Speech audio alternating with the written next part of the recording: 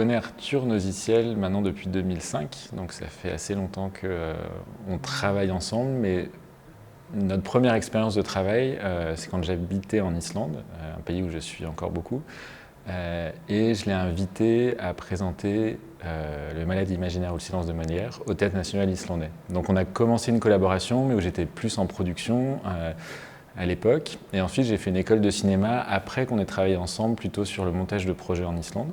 Et ensuite, on s'est retrouvés pour travailler la première fois ensemble sur l'Empire des Lumières. En 2000, il m'a proposé ça en 2015, je crois. Et on a commencé à travailler début 2016. Donc, ce qui s'est passé, c'est qu'il m'a envoyé une première adaptation qu'ils avaient fait avec Valérie Mregen. J'ai retrouvé Arthur là-bas pour faire des auditions. Donc, j'ai participé aussi à ce moment où on choisissait les acteurs. Petit à petit, j'ai fait des propositions à Arthur avec le texte de moments qui pourraient marcher en vidéo, qui répondaient à ce qui se passait dans le texte. Le film était un nouveau personnage qu'on devait inventer avec la ville de Séoul qui devait devenir une vraie présence sur scène, en fait. J'ai beaucoup travaillé à la table en fait, avec Arthur, donc on a repris l'adaptation avec les acteurs. Et pendant ce travail, j'écoutais beaucoup et je prenais beaucoup de notes et ça me donnait des idées de plans. J'ai fait des gros repérages dans Séoul, parce qu'on avait très peu de temps pour filmer, quelques jours. Donc je devais être prêt, absolument prêt, avec les lieux, les plans, etc. Donc je suis allé prendre plein de photos, j'ai choisi les meilleurs endroits, les couleurs des scènes. Donc c'était vraiment un travail de dentelle, même en production et en préparation, en écriture des films. Après, on a tourné, je pense que ça devait être au bout d'un mois de table, et les acteurs étaient toujours en train de lire le texte avec Arthur à table, et c'était vraiment très peu de temps avant que la vraie mise en scène commence, où Arthur allait commencer à faire des filages, mais c'était juste 2 semaines avant la première. Donc on a tourné à ce moment-là.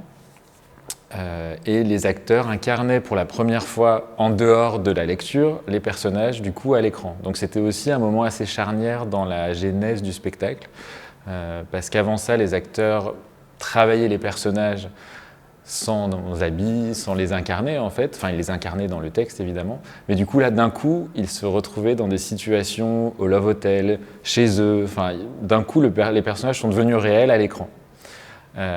Et après, l'écran a figé quelque chose de ces personnages, et maintenant ils deviennent autre chose, bien sûr, avec le théâtre. Mais du coup, il y a cet instant qui est un instant assez magique de la création. On a vu ces personnages devenir quelque chose, et maintenant ils deviennent au fil du temps autre chose sur scène, et ils prennent d'autres incarnations. C'était un tournage assez difficile, parce que c'était très contraint par le temps, et j'avais pas le droit à l'erreur. Donc ça veut dire que j'étais très très préparé. J'avais vraiment un storyboard très précis de ce que je devais tourner. J'avais pris en photo exactement avec quel objectif j'allais tourner, dans quel angle, etc. Donc quand on arrivait dans un lieu, c'était prêt. Par exemple, la scène de la douche, je savais que j'avais essayé plein d'angles avant, et je savais qu'on pouvait avoir ça en filmant derrière un miroir. Donc c'est le miroir qui est filmé, et ensuite on allait. Donc voilà, c'est toutes ces organisations. J'avais vraiment préparé les plans. Et après, il y a des surprises dans le tournage. Quand on va tout tourner dans le métro, je savais qu'il fallait que j'y aille à 1h, parce que je voulais le coucher de soleil quand on passait sur le pont. Donc c'était très précis, je voulais une certaine lumière. Donc on y allait, on a pris le métro exactement quand on voyait que le soleil était là. Et on avait une prise pour que le soleil soit derrière. Voilà. Donc c'était très précis. On a fait un timing de production vraiment au cordeau, on va dire. Mais ça s'est très bien passé. On a eu de la chance avec le temps, tout s'est aligné pour qu'on puisse finalement en très peu de temps faire ce tournage. Voilà. Mais c'était un challenge. Les personnages, on est vraiment allé chercher le Love Hotel dans le quartier du Love Hotel et dans la rue qui est décrite dans le roman. Donc on a vraiment essayé de coller. Et après, bien sûr, c'est ce qui visuellement et artistiquement colle le mieux aussi avec nos contraintes, et on choisit la chambre en fonction des discussions qu'on avait à table aussi avec les acteurs. Donc il y a une ambiance qui a commencé à se créer juste autour des mots, autour du texte, et après qui a influencé sur le choix des lieux. Donc je faisais vraiment les deux en même temps. J'étais autour de la table avec eux, et l'après-midi j'allais faire des repérages, je revenais autour de la table. C'était un dialogue constant en fait entre la ville du coup et les acteurs.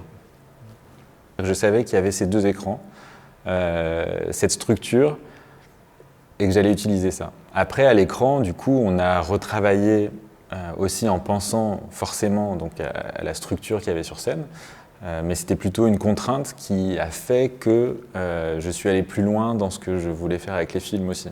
C'est toujours ça, quand on a des contraintes fortes, ça nous déclenche des choses artistiquement et dans ce qu'on peut exprimer. Le rôle du cinéma dans le théâtre et dans cette pièce en particulier rejoint des choses que je travaillais aussi, que je travaille toujours de mon côté aussi dans l'image et dans ce que je cherche à faire avec les images. Et là, on se retrouvait aussi parfaitement avec Arthur, c'est-à-dire que les images ont été aussi créées pour montrer de l'invisible, dans le sens où beaucoup d'images ont des hors-champs qui sont presque plus importants que ce qu'on voit à l'écran. Dans l'utilisation des reflets, des cadres à l'intérieur des cadres, donc on voit souvent des personnages qui sont à l'intérieur de fenêtres aussi, ou qui sont dans des reflets dans le métro, ou en fait on a un filtre, il y a le filtre du cinéma et ensuite le filtre de la caméra qui filme ces personnages. Et c'est la puissance du cinéma et aussi d'exclure, donc on choisit de filmer quelque chose, mais on exclut tout un monde, ce qui permet souvent, et toujours même aux spectateurs, de se le représenter encore de manière beaucoup plus forte, ce monde-là. Le dialogue qu'il y a entre les personnages qui sont sur scène et ces images, c'est presque une intériorisation de tout ce monde qu'ils ont traversé, qui traversent en tant que personnage, mais aussi en tant qu'acteurs qui jouent dans cette pièce.